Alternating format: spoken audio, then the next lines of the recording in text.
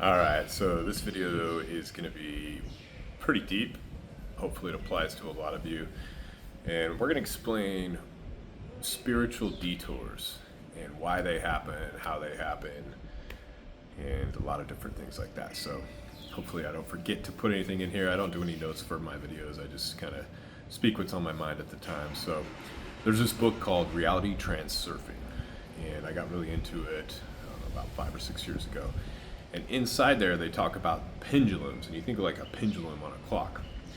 And in a world full of energy, we tend to travel on these pendulums. So we'll push really hard into spirituality, and then we'll have like this pullback. And this can be macro or this can be micro.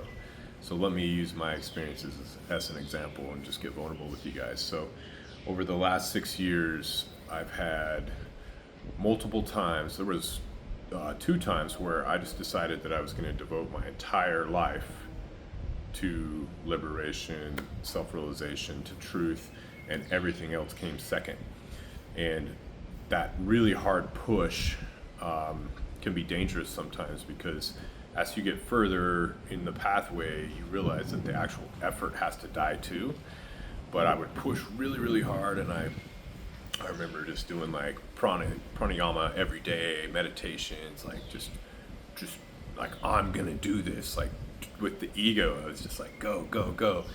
And what happens is you go so far into it that you get the pendulum swinging back, right? And so when the pendulum swings back, you have these thoughts like, oh my God, what am I doing? Have I gone insane? Like, how will I socialize? Am I going to end up living in a cave somewhere?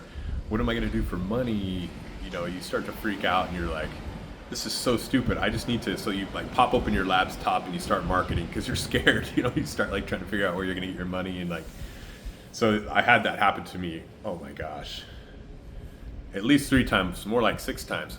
And the problem for me, now this is just my personal experience, like I don't know what your experience is, but once I found out that this was my life, which is self-realization, like I'll tell you how I know that, because I would hit that pendulum and I'd push really hard, and then I'd get scared and I'd come back and I'd jump back into like turning back on businesses or jumping into multifamily or trying to do solar and these different things. Like maybe I didn't have very good balance, but this is just my experience.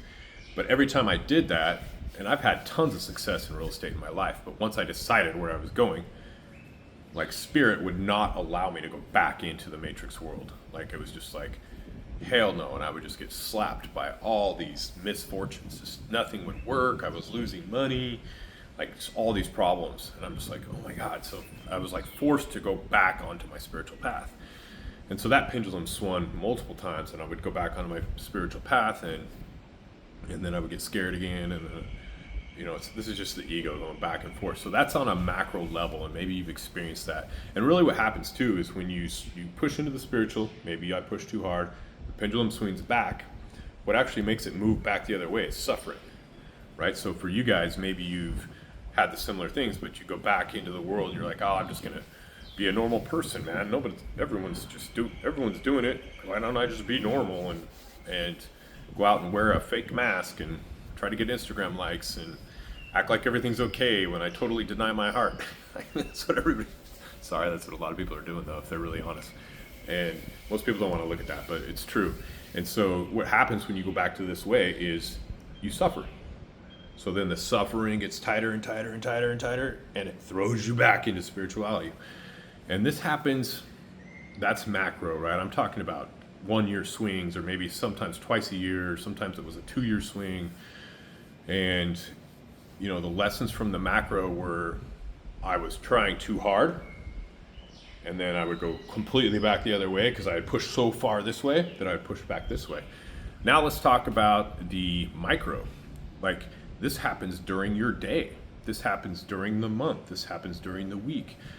So I was working with someone the other day, and when people are new to this, these concepts are new. Like they don't even realize that they're identified with the ego mind. They don't even realize that they can't sit still. They don't realize that their mind is just blah, blah, blah, blah, blah, blah, blah, like talking trash to them all day long. And they like rationalize, they justify it, and they don't even realize that it's not them. right? So in the beginning, it's hard to see this, and it takes a lot of courage to break out of that, to actually see it and start to work on it. And so I was working with this person, and she was able to break out of that and see it. And what happens, I've seen this happen with a lot of people, including myself, especially when I was beginning on the journey, is like you break out of it and you start to have this clarity. And this could be just in a day, like, oh my gosh, I feel so good. And then all of a sudden the ego comes in and says, the hell you are. And it starts running this program again, back into those neural pathways that are already there. And it starts coming back and saying, no, you know that's not true. You have to do this. You have to do this. How are you supposed to do this? Nobody does this. Everybody's doing it like this. Like in your mind's just like, whew. So you swing, little micro swings during the day. Sometimes they're big. And the harder you push, the more you come back, right? So that happens quite a bit. And you just have to be aware of this. And the whole idea here is you're watching. This is like you're watching yourself. Like you become the observer. So you're like a third point behind all of this. And you can just sit there and observe and be like, wow, this is really interesting. And you can observe the ego like feeling threatened. Like it's like taking food from a civilization. It starts to throw a fit, starts to get mad. And that's really what's actually happening. And so it'll retaliate. It'll come up with rationalizations, justifications. Any justification is from the ego mind, by the way. And it'll just come at you with the reasons why you shouldn't do it. And it'll sound good. And it'll lie to you. And it'll tell you all these different things, but they'll sound rational. And it'll be able to justify it. And so it takes an actual knowingness. We could call it faith. We could call it, a deep-seated truth or a desire for truth that keeps bringing you back to that path, which is pulling you out of the illusion that everybody is in, the great Maya. So, yeah, there's a couple other things I want to talk about, see if I can remember them. It's earnestness, I guess. Let's talk about earnestness for a minute. It's just like, do you really want, for me, it was the truth. And that came back to self-truth. And then that came back to being honest with myself. Like, what are you really doing? How do you really feel? Because we can wear these masks, we can act like everything's okay. I mean, the human is incredibly adaptable, right? Like you ask somebody if they like their job, they're like, oh, I love my job. Yeah, it's great. We got a raise. They give me like 2 weeks vacation a year. And I'm not trying to criticize people. I'm just saying that if you love your job, would you still go if they didn't pay you? Okay. So it's okay that we have to do things in life that we don't love, but what I think gives you the best growth is not lying to yourself about what's going on, because you're covering up your truth, you're covering up your integrity, who you really are, your authenticity, and it's okay to be truthful and be like, no, I don't like this, but I can handle it, and therefore now I have fuel to find the truth, to find out what really works for me. And so we tend to look around and be like, well, everybody's doing it. And it looks like, actually, I don't love my job, but Johnny over here, he got promoted. Now he's got a BMW. That's what I need to do. Because once I have the BMW, I'll be happy, right?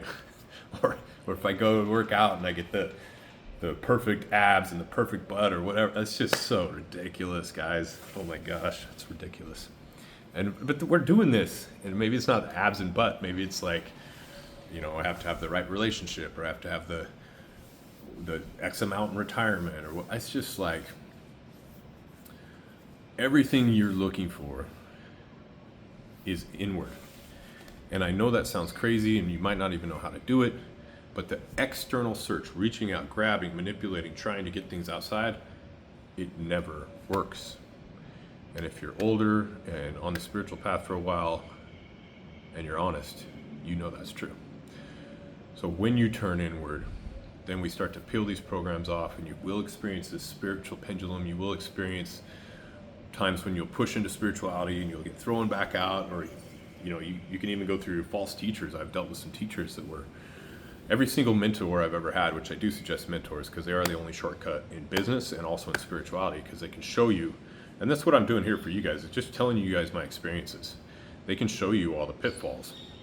And every mentor I've ever had, though, I've outgrown, which is a good thing, because I am determined with earnesty to get as far as I can into truth and ultimately liberation. So that is the purpose of my life, even though I'm not going to go into purpose. That's a complicated thing to talk about, but that's the direction I'm going, and it has helped me a lot. But you can even have teachers sometimes that'll throw you off. Oh, I know what I wanted to talk about too. So when you go through this process of like learning all this knowledge, and then what happens a lot of times in spirituality, I would say almost 99% of spirituality is people develop spiritual egos. How do I know? I was one of them. And they stop short of the actual destination. And what I can say about spirituality is it all goes to the same place. Like, it doesn't matter what your religion is, it doesn't matter if you want to be like Jesus, that goes to the same place. Where does it go? It goes to love, it goes to self-realization, it goes to enlightenment. I mean, that's where all of this is going. If you want to live a life of love, that's the same thing. If you want to be like Jesus, that's the same thing. If you want to, like, all these things have the same thing in common. They have the same destination point because we all have the same origination point. It's like a Vesica Pisces, it keeps going. But my point is that when people get going in spirituality, what they tend to do is they'll put a flag down and they'll stop and say, I have this technique. This technique can be a contemporary religion, it could be human design, it could be the law of one. Like, all these things are beneficial, and they might be places that you go along your journey.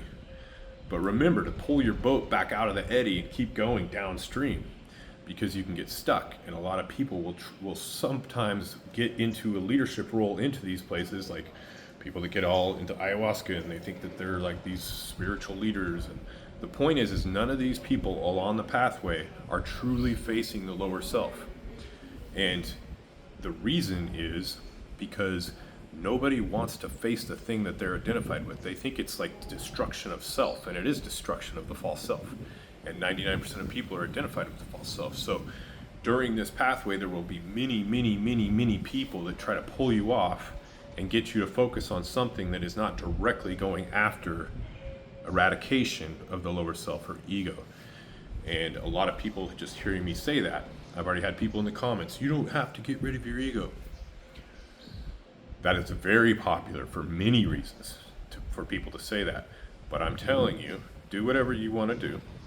But I'm telling you, if you spend the time, or even just go onto ChatGPT and ask about all the major religions, all the major original texts, the Bhagavad Gita, the Upanishads, the Vedas, Taoism, Buddhism, all these different things, they all, including modern people like Eckhart Tolle, people that are enlightened, by the way, Michael Singer, Muji, all these people all talk about the fact that you have to actually overcome the illusion of ego. So spiritual bypassing happens very commonly in spirituality because people get stuck on these little games that they want to play because they can't face themselves. That's really what it comes down to. They're afraid to face themselves, so they end up guarding their suffering and ignorance, and they stay in pain. So watch out for those traps. Pendulum swings back and forth, and you just give yourself grace and keep moving forward. Be earnest. Always use the truth as your north pole, and that will keep you on the right track. Like, if you put that as where you're going, and that changes because self-truth is different for every person, but that'll change as you move along. But as long as you're always willing to be wrong, it's another thing, and you just keep moving forward, and you're willing to discard things that aren't working, to pull out of the eddy on the spiritual path and keep going down the stream, and you give yourself patience and grace, then it just gets cleaner and cleaner and better. And you do have to confront, I'll do another video on the ego, you do have to be willing to face the lower self, and the quicker you do that, the quicker your suffering will reduce. All right, that was a long mouthful, so hopefully that all makes sense. Thanks, guys.